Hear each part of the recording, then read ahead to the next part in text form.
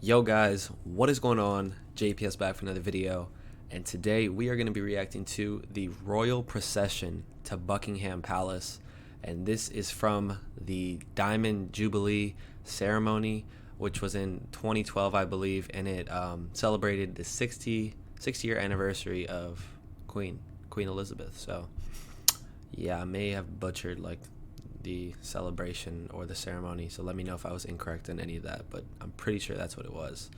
So yeah, let's get right into this. This should be super interesting. It should be similar to, in terms of like the just sheer elegance of it, to Trooping, the Color video I reacted to. So watch that if you haven't already, but let's get right into this. I'm super excited for this. Hit that like button, hit subscribe, check out my Patreon, link in the description, and let's go. And there we are, the kind of carriage that we've come to expect. And the carriage procession will make its way out of New Palace Yard into Parliament Square and then along Whitehall in a scene that lots of people who've been queuing all day will be delighted to see. Blues and Royals and the lifeguards smartly turned out waiting for the Queen to emerge, and then they will escort the royal carriages back along Whitehall and over to Buckingham. Wow, it's a lot of horses. Great sight in Westminster Hall, and the fanfare signals that the Queen is about to depart. Oh.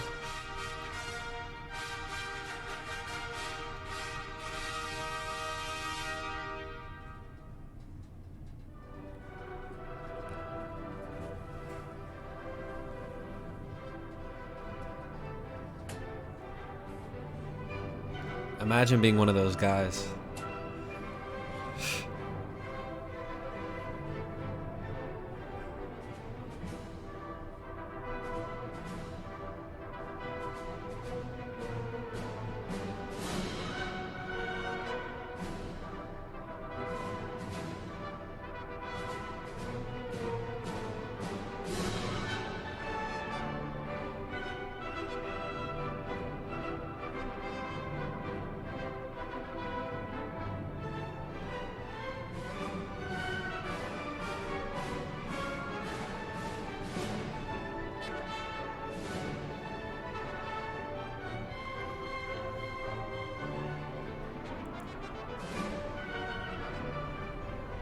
Wow.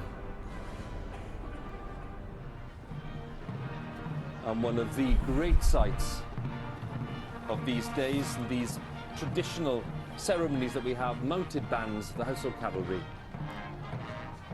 And they are well on the way down the Mall, because they're making their way towards Buckingham Palace right now and entertaining the crowds as they go, but really fulfilling an important function with the drum horses there, great favourites among the crowd. The function being to announce that the sovereign will soon be on her way. Yeah, we see all the family in together, and Queen Victoria's Diamond Jubilee, she travelled with her daughter and daughter-in-law, and there are many echoes of, I think, of that moment here today as we see this. Wow. That's a pretty nice carriage. And we're still enjoying dry weather as the trumpeters of the Household Cavalry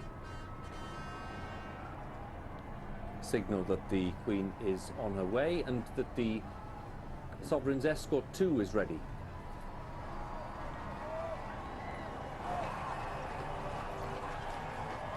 So the first and second divisions of the Sovereign's escort leading the way.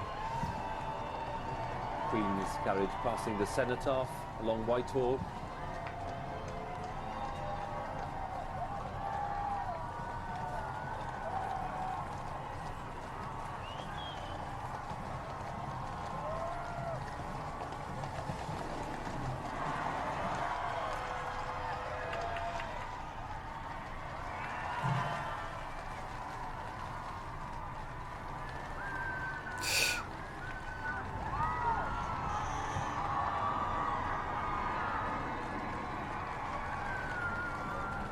There we have a real sense of the procession itself, and there we can see the blocks of the Sovereign's escort, if you like, the great divisions, the first, second, third and fourth divisions of the Sovereign's escort.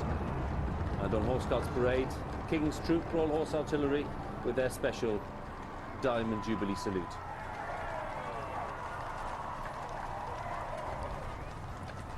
And the route is somewhat longer than traditional for these things, because we are going round into Trafalgar Square, a place full of Commonwealth resonances with South Africa House and Canada House, and shortly we'll actually see the Queen going past the headquarters of the Commonwealth at Marlborough House. Commonwealth's been a very major part of this Jubilee. This has been a big event, not just here in Britain, but in all these 16 realms around the world which have the Queen as their head of state, from Canada and Australia to tiny Tuvalu.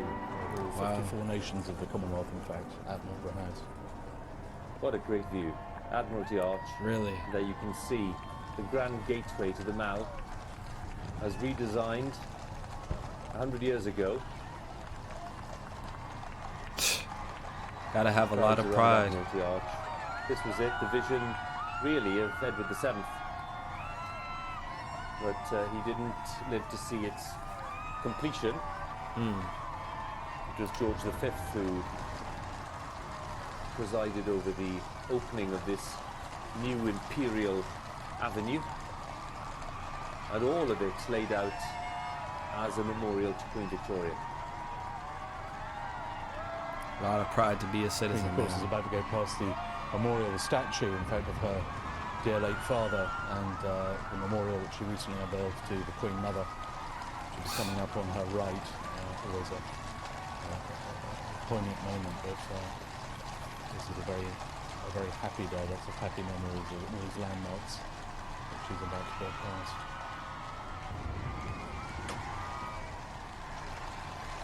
Down past Clarence House and towards Lancaster House.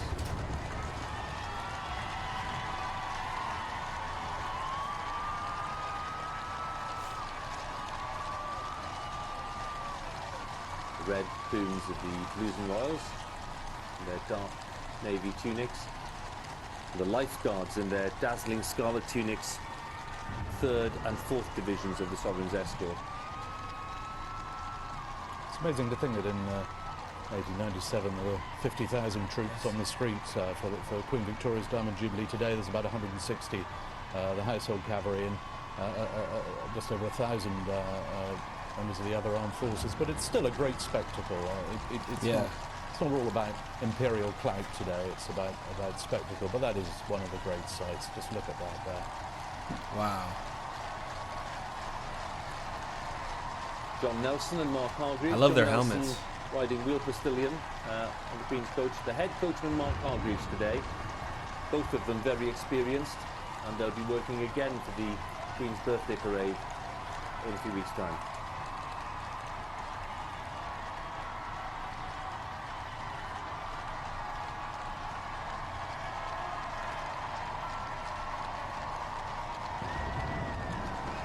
I think the crowds are larger here than they were for the royal wedding.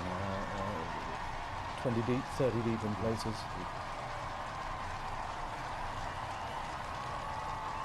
Royal Standard, your sense of its size and how impressive that is. They have standards in various different sizes, but you can rest assured today they really pulled out the best one in the draw. That is the special state ceremonial standard there. And that's the view from within St James's Park, so you're right, that gives you a sense of the depth of the crowd. It's worth remembering it was the scenes on the last day of the Golden Jubilee which formed the backbone of the bid video that London took to when it was bidding for the Olympics, which we're about to have shortly. It was the scenes of the Golden Jubilee. It was when Lord Coe and his team said to the International Olympic Committee, look how we put on a party. It was scenes just like this. And that's really what helped win London the Olympics, and I think there'll be many resonances of that. We're going to see that all over again shortly. When they open up those roads, the crowds come pouring down. We are in for some of the great sights, I think, of 2012 in the next. He hit just the right note, I think. There was due formality, Your Majesty, and then mummy. A very genial dig at some of the comedians who'd been having a very genial pop at the royal family early on. And I think one of the most touching moments is often the unscripted things that we remember from these great occasions. But as he expressed his good wishes for the Duke of Edinburgh, and suddenly you heard the crowd chanting, "Fill it, fill it, fill it," this roar going up. I've never heard anyone chanting like that before. And this morning, as the Queen arrived at St Paul's again, I was on the inside. You could hear ringing around this chant of "God Save the Queen." It was like something from another age. You don't get that sort of chanting at royal events, but these last few days have definitely triggered something.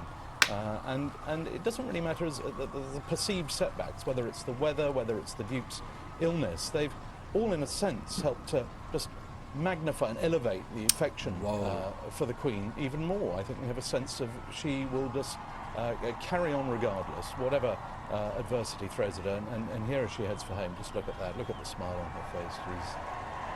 She's in the home straight now, as she might say, and she's loving it. Stands are still here, thousands of people sitting in them, so it's tailor-made really for a grand finale, isn't it? It's a brilliant set, that. I worked out, I think it's 6 Royal Festival halls all on one site. It's an enormous logistical operation there, and it's great. It does allow lots more people to see it than normally would. This is where we get a bird's eye view from the studio window as well, Robert.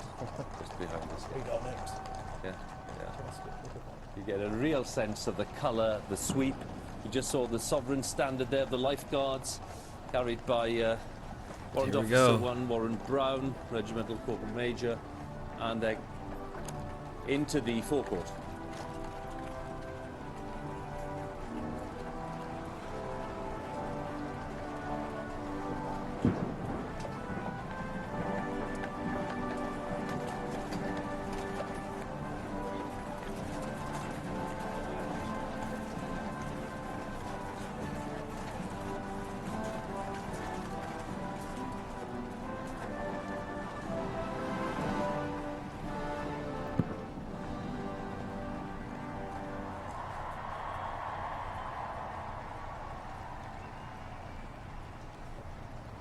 Very nice shot there of some of the coachmen wearing what they call the state liveries, some of which actually go back to Queen Victoria's reign, and some are so precious that they have to actually find a coachman that will fit the uniform rather than the other way around. After the state entrance. There you see the contrast. This is the soft yellow bath stone. That's right. Of the old palace, as opposed to the hard white stone at the front. It's quite a contrast. It is, and there's a contrast on the inside because one half of it's just been cleaned, and that side is yet to get its overhaul.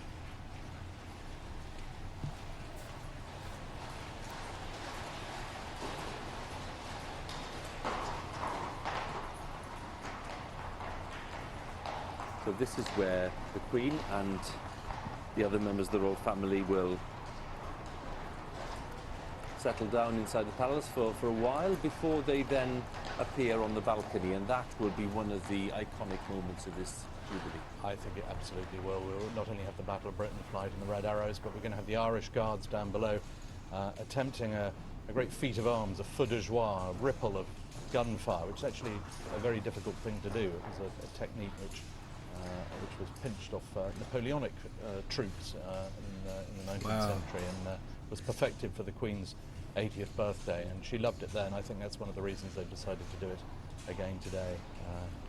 And there, of course, is the Colonel of the Irish Guards, the Duke of Cambridge. He wore their uniform on his wedding day. So routine. Look at that. Now that is the presentation of a posy by coachman Philippa Jackson, who would have been in the third carriage had there been a third carriage today, but Philippa presenting a posy there, part of a tradition, normally a posy which is left in the carriage for the Queen on certain events, but being presented here today because of the Diamond Jubilee.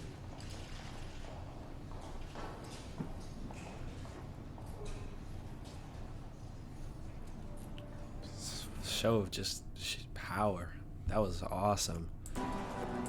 All right.